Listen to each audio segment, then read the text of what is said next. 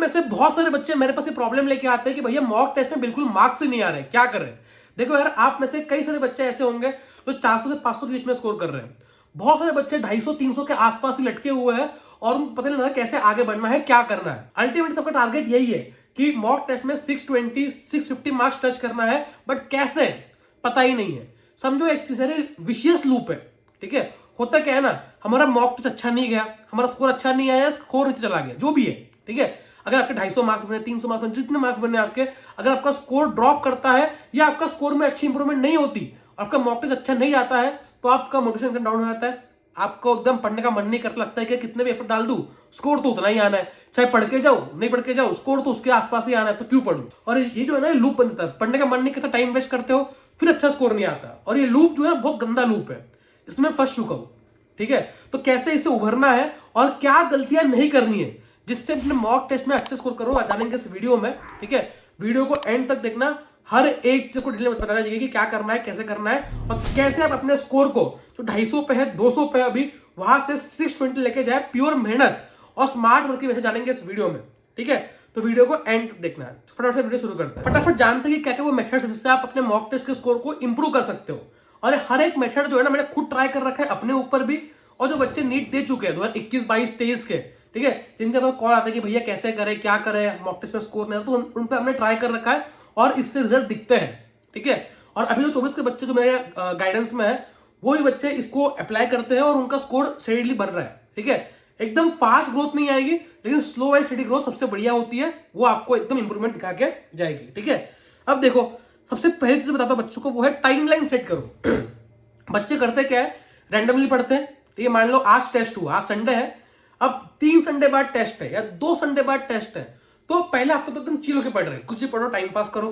ठीक है, एक हफ्ता बीच का निकाल, थोड़ा स्ट्रेस आ गया, और लास्ट वीक जो है एकदम स्ट्रेस में पढ़ रहे हैं कि भाई खत्म नहीं हुआ सिलेबस, टेस्ट आ रहा है, टेस्ट आ रहा है, भैया टेस्ट आ रहा है। ठीक है, सबसे बड़ी गलती। तो क्या करना है, एक टाइमलाइन सेट कर दो। ठीक है, टाइमलाइन का रूल क्या है, N-3 रूल। N क्या है, नंबर ऑफ डेज। मान लो मेरे 2 टेस्ट के बीच में 14 डेज का गैप है, मान लो 14 डेज का गैप है, तो -3 करो। आपको पूरा सिलेबस 11 दिन में खत्म करना है, और लास्ट के 3 दिन आप करोगे revision revision revision. A test without revision is a complete waste. ठीक है, मैं बता रहा हूं, अपने पर्सनल एक्सपीरियंस से। हम लोग क्या करते हैं, बस अभी रट लू, ठीक है, 2 दिन टेस्ट से 2 दिन पहले, और फटाफट जाके टेस्ट में स्कोर कर लूं, कोई फायदा नहीं है। ठीक है, पूरा पैटर्न से चलो, जैसे आप नीट दोगे वैसे चलो। ठीक है, आप पूरा सिलेबस जो है टेस्ट का 11 दिन में खत्म करो आराम से। लास्ट के 3 दिन आप प्रॉपर रिवीजन करो हर एक चीज का। ठीक है, बिना रिवीजन के आप अपने वो 60-70 नंबर जो आपके साथ एक्स्ट्रा आ सकते थे, उसी सिलेबस के ऊपर बेस्ड, उसी प्रैक्टिस पे बेस्ड आप कम ला रहे हो। ठीक है, तो मान लो आपका 14 डेज का पूरा बीच में आपको गैप मिल रहा है टेस्ट के बीच में, तो 11 दिन जो है आप चैप्टर को कंप्लीट करो, और लास्ट 3 डेज आपका रिवीजन हो। वीडियो में आगे बढ़ने से पहले आप सबको बताऊंगा एक बहुत ही बढ़िया बुक के बारे में, जिसका नाम है टेस्ट ड्राइव बाय अरियन। ये बुक इतनी यूनिक क्यों है, because it is the first and only practice book of India to add new syllabus in form of supplements. ठीक है, सप्लीमेंट्स क्या होंगे, जो न्यू मटेरियल ऐड किया गया है, फिजिक्स में सिलेबस है, जो आपका एक्सपेरिमेंटल फिजिक्स है, केमिस्ट्री में कुछ सिलेबस आपको और ऐड किया गया है, बायो में सिलेबस ऐड किया गया है, वो सब सिलेबस जो है इस सप्लीमेंट के फॉर्म में दिया हुआ है। सेकेंड थिंग इसके अंदर है, इसके अंदर 3000+ MCQs है, मतलब 15 NEET level mock test according to new syllabus. Problem solving tactics दे रखी है, और नीट 2023 का पूरा पेपर इसके अंदर दे रखा है। ठीक है, तो ये all in one practice book है फॉर योर नीट 2024 एंड 2020। इसकी लिंक दे रहा हूं, अगर किसको ऑर्डर करना है, बुक को चेकआउट करना है, तो डिस्क्रिप्शन बॉक्स में जाओ और फटाफट उस लिंक से इस बुक को है आप चेकआउट कर सकते हो। अब बढ़ते हैं वीडियो में आगे। Identify type of mistake you always commit या डू।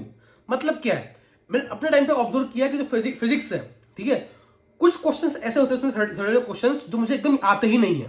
ठीक है, वहां गलती हो रही है, तो मैंने क्या किया, मैंने कुछ थोड़ा बहुत रोज थ्योरी पढ़ना स्टार्ट किया फिजिक्स का। ठीक है, अच्छा ये पॉइंट इंपॉर्टेंट हो सकता है, आ सकता है। ठीक है, ऐसे ऐसे क्वेश्चन जो शायद बन सकते हैं पोटेंशियली, उनको पढ़ना स्टार्ट करो। देखो कहां गलती हो सकती है। तुम्हारा एसेसिनेशन क्वेश्चंस हो गए, स्टेटमेंट क्वेश्चंस हो गए, ठीक है, बायो की बात कर रहा हूं, डेटा हो गया, फैक्ट हो गए, ईयर्स हो गए।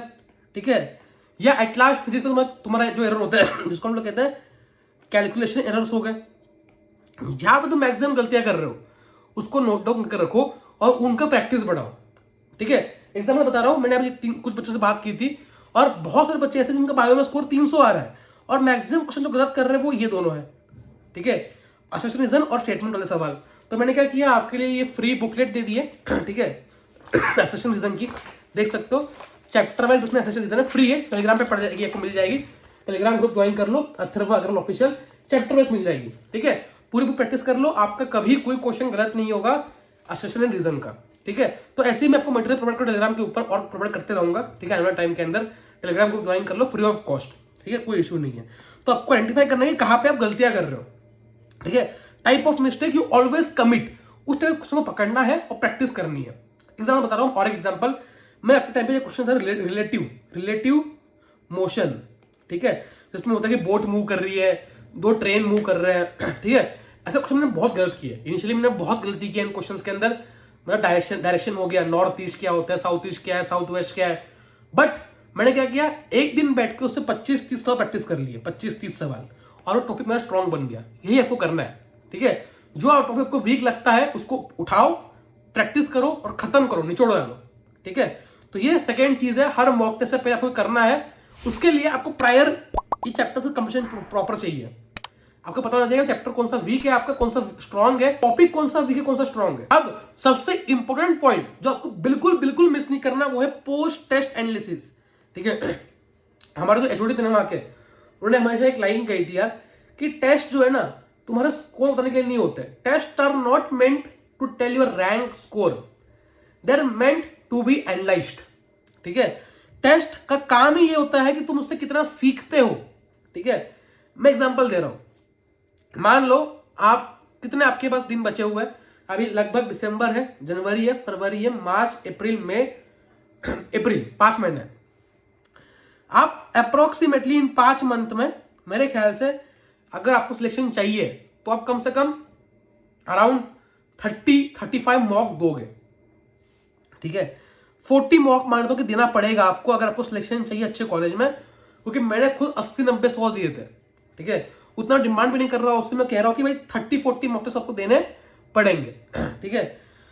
तो 40 mock test into 200 questions each, this is equals to 8000 questions, 8000 सवाल। अगर आप ये 8000 सवाल सही कर लेते हो और इन पे मास्टरी कर लेते हो तो नीट में आई डोंट थिंक इससे बाहर कुछ आएगा। मैं यहां पे कसम खा के कह रहा हूं एक चीज, जितने मैंने मॉक टेस्ट छुड़ाए थे ना, और जब मैंने नीट छुड़ाया, नीट का पेपर तो मैंने दिया 2023-20 का, जब मैंने वो दिया 95% प्लस क्वेश्चंस मैंने जो मॉक टेस्ट दिए थे उन्हीं में से थे, ठीक है। मैंने डिफरेंट बुक से मॉक टेस्ट दिए, डिफरेंट इंस्टीट्यूट से मॉक टेस्ट दिए, और बस मॉक टेस्ट दिए नहीं, उन पे मास्टरी की है। मतलब जो मैंने मॉक टेस्ट पेपर छुड़ाए थे ना, ठीक है, तुम मुझसे उससे कोई क्वेश्चन पूछे थे उस टाइम पे, नीट से एक दिन पहले ना, तुम उससे कोई क्वेश्चन दे देते मेरा, कोई भी क्वेश्चन उसके ऊपर बेस्ड, उन मॉक टेस्ट के ऊपर बेस्ड, मेरा वो कभी गलत होता ही नहीं था, ठीक है।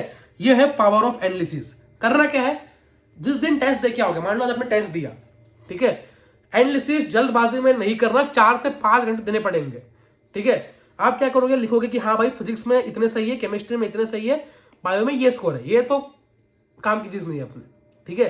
काम की चीज क्या है, पहली चीज, जो क्वेश्चन गलती से सही हुए, जो क्वेश्चन गलती से सही हुए, कई बार होता है, ठीक है, उनको पहचानो, उनको लिखो, रीजन क्या थे, आपने क्या सोचा था और क्यों सही है ये। सेकेंड, आपके जो गलती हो गई, आपको आते थे लेकिन गलती हो गई, क्या रीजन थे उसमें से। और थर्ड, जो आपको कंसेप्ट आते ही नहीं थे, हिले ही नहीं क्वेश्चन, फिजिक्स में, केमिस्ट्री में, बायो में, उनको आपको पूरा लिखना है, नोटबुक में लिखो। मैंने क्या किया था, हर पेपर के पीछे ना, हर मॉक के पीछे अलग से पेपर चिपकाया, ठीक है, 2-3 पेपर की शीट लिए अलग से, उसमें डाल दिए, स्टेपल कर दिए, ताकि ढूंढना ना पड़े बार बार, ठीक है। एक मॉक है, पीछे उसको सॉल्यूशंस भी, एनालिसिस भी है, ठीक है। तो ये होता है डिटेल एनालिसिस, गलती क्या हुई, कैसे हुई, और कहां पे कंसेप्ट में एरर है। वापस से देखो एनसीटी को, ठीक है, वापस देखो तुम्हारे मॉड्यूल्स को, नोट्स को, और उस क्वेश्चन को समझो, गूगल का हेल्प लो, कोई इशू नहीं है, take help of teachers also, लेकिन उस क्वेश्चन को समझो और एक प्रॉपर एनालिसिस खत्म करो, ठीक है। तो ये होता है प्रॉपर पोस्ट टेस्ट एनालिसिस, जिससे आपका स्कोर बढ़ेगा, मेन फैक्टर ये है, ठीक है। इसके अलावा कैसे स्मॉल फैक्टर्स है, ठीक है, मान लो एग्जाम के दिन सुबह सही खाना पीना, ठीक है, एनर्जी वाला खाना, आपको सही प्रॉपर नींद लेना, शायद नींद प्रॉपर ना भी चल जाएगा, बॉडी इतनी एनर्जेटिक होती है, ठीक है। मैंने भी अपने मॉक टेस्ट के बाद प्रॉपरली नींद ली नहीं है, 3-4 घंटे बहुत हो गया, लेकिन that should be the energy कि यार फोड़ के आऊंगा आज, फिर सोऊंगा, ठीक है। उसके बाद थर्ड चीज है, आपके जो लास्ट के 3 दिन रिविजन कर रहे हो, ठीक है, आपने रिविजन कैसे प्लान कर रखा है, plan it right, it is neat, ठीक है। ऐसा प्लान करो कि नीट देने वाले हो आप, और उस तरह से प्लान कर लो, राइट।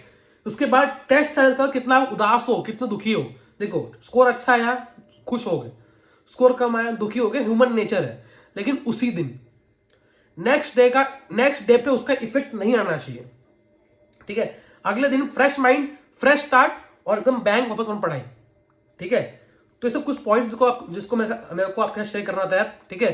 थोड़ा तबियत खराब है इसलिए सॉरी, बट होप करता हूँ कि आपको वीडियो से हेल्प मिली हो, और कैसे टेस्ट में स्कोर इंप्रूव करना है ये आपको आइडिया है जो है मिल गया हो, ठीक है। All the best, bye bye, see you in next video, तब तक के लिए सी या।